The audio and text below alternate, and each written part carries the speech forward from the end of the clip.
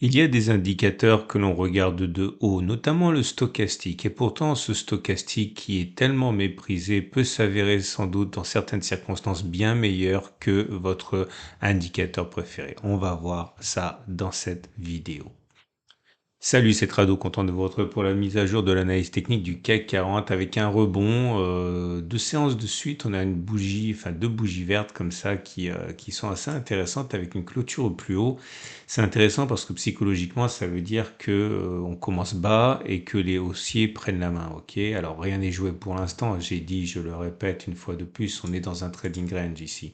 Ne loupez pas la vidéo que j'ai produite la toute dernière pour vous expliquer les trois meilleures façons de trader un canal. Mais en tout cas, dans l'immédiat, rien n'est joué et on peut tout à fait envisager un retour sur l'eau du canal et deux, si on a de la chance, une cassure du canal. Ok, il existe un gap là, mais ce gap en tant que tel n'est pas un gap qui devrait résister longtemps à l'appétit des haussiers. Pourquoi? Ben, tout simplement parce qu'il a déjà produit ses effets. Quels effets? Eh bien, vous le savez, c'est un gap de continuation. Et les gaps de continuation, c'est la distance parcourue avant le gap reporté par le gap. Une fois que l'objectif a été rallié, eh ben, il est moins tentant de se positionner dans le sens de la baisse puisque voilà, il a déjà produit ses effets. En tout cas, on l'aura compris, un retour sur la résistance des 82,30, 81,30 est, à mon avis, plausible. Vous avez des bougies à Ekinashi qui sont pas encore haussières véritablement parce que ce sont des bougies qui prennent compte des bougies précédentes. Enfin, c'est une bougie qui se fait sur une moyenne de deux bougies, donc c'est pas mal, c'est vert on va dire, mais c'est pas vraiment haussier. Pour que cela soit vraiment haussier, il faudrait une grande bougie verte sur mèche basse. C'est pas le cas pour l'instant. Et au niveau des tuiles and break, rien de nouveau pour l'instant. J'aimerais attirer votre attention sur la moyenne mobile à cette période qui a stoppé les cours. Donc la tendance immédiate est toujours baissière. La tendance générale est haussière maintenant parce qu'on est au-dessus de la M20 qui était déjà haussière et qui le reste. J'aimerais vraiment que l'on ait un non-croisement haussier M7 M20. C'est quand la M7 fait semblant d'aller croiser la M20, mais au dernier moment repart vers le haut sans la croiser. Ça s'appelle un non-croisement haussier. C'est vraiment pas mal dans ses effets. Généralement, ça donne des hausses assez puissantes derrière. On y reviendra le cas échéant. Il n'y en a pas eu récemment mais à surveiller de près, ça pourrait donner le là pour une cassure du canal. On y viendra plus tard. Pour l'instant, ça, c'est que hypothétique. La moyenne mobile à 50 périodes qui donne la tendance de fond est neutre parce que vous voyez bien qu'on est au-dessus de la M50, mais la M50 descend légèrement. Ok, donc à ce niveau, bah, les moyennes mobiles qui s'entrelacent comme ça, c'est typique d'un trading range. Et trading range, il y a puisque nous sommes justement en train de latéraliser. J'aimerais, ah oui, alors le SAR, je vais en avoir besoin pour une raison de pédagogique. Ok, alors, je vais en parler maintenant. J'ai rien à tester. Ok, bah, pourquoi j'ai rien à tester? Bah, tout simplement parce qu'on est dans un trading range et du coup les signaux se font rares ou du moins ils sont moins lisibles. On a cassé le SAR, bah, si je peux en parler un petit peu. Souvenez-vous, le SAR a été cassé par le bas, donc statistiquement, lorsque l'on casse le SAR par le bas, eh bien, il est plus plausible que l'on aille plus bas plutôt que l'on revienne sur les précédents plus hauts. Regardez, on a cassé le SAR ici, les plus hauts ils étaient là, on est allé plus bas avant d'aller chercher des nouveaux plus hauts. Mais voilà, justement, c'est l'objet de la minute, enfin des minutes pédagogiques que j'aimerais mentionner avec vous. Vous savez, bon, on entend souvent parler, moi le premier, je parle du SAR, du MACD, bref, des indicateurs stars. Et puis on n'entend pas parler beaucoup du stochastique. Et lorsque je m'aventure à dire que le stochastique a fait ceci ou cela, généralement c'est pour entendre, et c'est tout à fait exact, que c'est un indicateur qui est truffé de mauvais signaux. Alors, c'est truffé de mauvais signaux si on ne sait pas quand l'utiliser, c'est ça l'idée. Ok, c'est super nerveux. Ok, si vous demandez à J'essaie de trouver une image. Si vous demandez à un chien d'être un chien de garde, je vous conseille d'être protégé par un Rottweiler qui va aboyer rarement, mais généralement à bon escient, que par un Jack Russell comme mon Dash qui aboie tout le temps et très généralement pour trois fois rien. Un cafard, une mouche, une araignée, bref, pas beaucoup de mauvaises alertes. Oui, mais voilà. L'idée, c'est que parfois, il faut avoir des indicateurs techniques ultra réactifs qui donnent beaucoup de faux signaux, mais qui ne laissent rien passer. C'est-à-dire que tout ce qui se passe va être signalé par le stochastique. Alors, trêve d'exemple, je vais vous montrer. Voilà, regardez. J'ai identifié pour vous un trading range ici. Regardez le SAR, le mauvais travail qu'il fait. Vous savez que le SAR fonctionne, on l'a testé souvent, c'est pour ça que j'en parle souvent, c'est parce que c'est efficace, point. Ok. Et enfin, en tout cas, c'est efficace sur le CAC 40 en données journalières. Mais regardez les faux signaux. Je vais d'abord montrer un bon signal. Voilà, le SAR a été cassé par là-haut, par les cours, et puis derrière, on est monté très très fort. Un autre exemple, ici, le SAR a été cassé par les prix, et puis on est monté très très fort. Le problème du SAR, c'est que c'est modérément pâteau, modérément réactif, plutôt moins que plus. Et l'idée, c'est que vous avez plein d'exemples qui ne fonctionnent pas. Le SAR a été cassé par le haut, poum, il a été cassé par le bas, il a été cassé par le haut, il a été cassé par le bas, etc. Et là, l'idée, c'est que les faux signaux, si vous achetez chaque fois que l'on casse, ça va venir grignoter inéluctablement la plupart des bénéfices que vous allez faire quand ça fonctionne bien. Tous, non. Globalement, c'est pour ça que le SAR, c'est un bon indicateur, c'est que les fois où ça fonctionne bien, ça fonctionne très très bien et ça compense tous les mauvais signaux qui ont été donnés.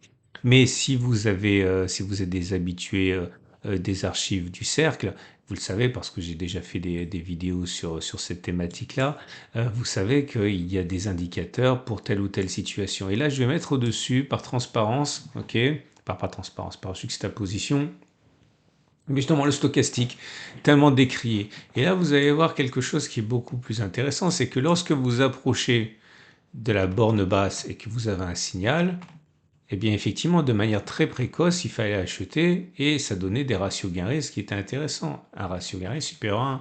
Pareil, vous arrivez en haut de la zone de latéralisation, là, ok, et vous avez un signal baissier sur le stochastique, là, et ça donne effectivement un ratio gain-risque qui est supérieur à 1 à la baisse.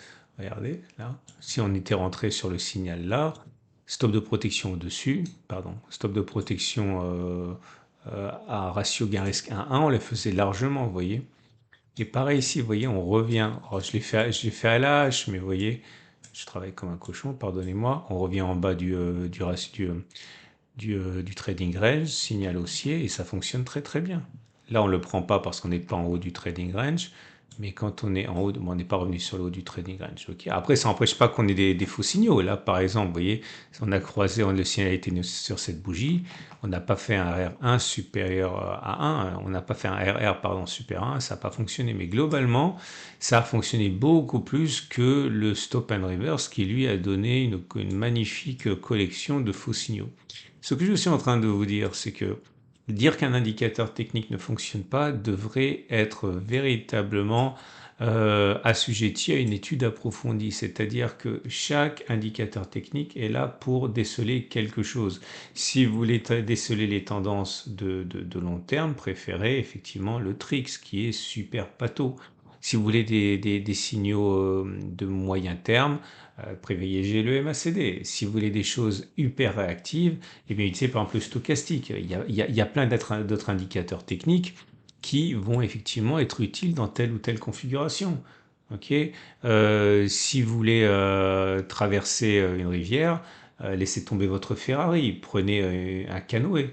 Ok. Par contre, si vous voulez aller de Paris à Lyon par l'autoroute, laissez tomber votre canoë, prenez votre voiture, etc., etc.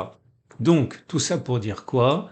Eh bien que ne rejetez pas les indicateurs techniques au prétexte qu'ils sont trop lents ou trop nerveux, etc. Comprenez pourquoi et dans quelles circonstances cela pourrait vous être utile d'avoir un indicateur technique nerveux ou au contraire bien pâteau. Et c'est la même chose pour les indicateurs justement bien pâteau. Ok, vous prenez un truc qui est mais vraiment difficilement plus mou comme le Trix.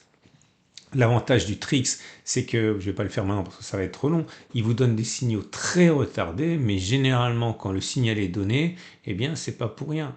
Ok, c'est que vous allez derrière faire un bon bout de chemin à la hausse si le signal a été aussi. Ok, voilà. Je vous rappelle encore une fois hein, de ne pas acheter les archives du cercle maintenant parce que dans un mois maintenant, le 1er juillet, je ferai une offre spéciale avec au moins 30% de réduction. Ok, donc je sais que je vous mets l'eau à la bouche avec des choses que j'ai dites, mais il faut résister à la tentation.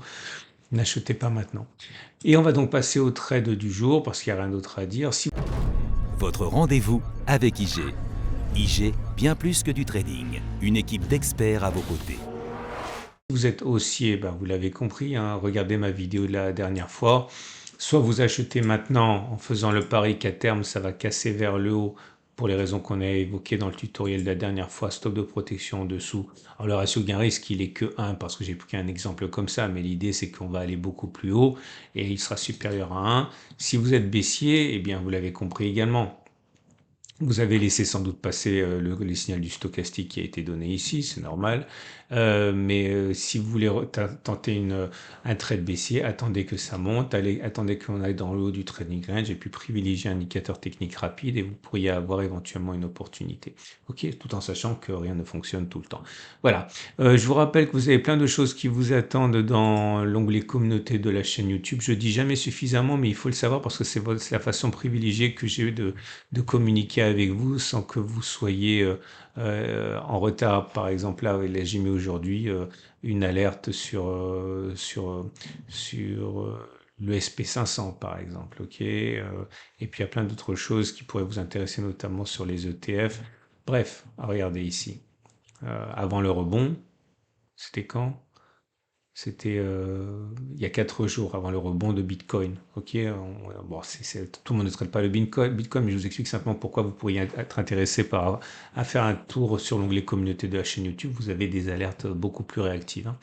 Voilà, excellente journée, plein de vidéos qui vous attendent, plein de choses dans l'onglet communauté de la chaîne YouTube. Merci infiniment de liker cette vidéo si vous l'avez aimé, ça me fait plaisir et c'est bon pour ma visibilité. Et à demain pour la mise à jour.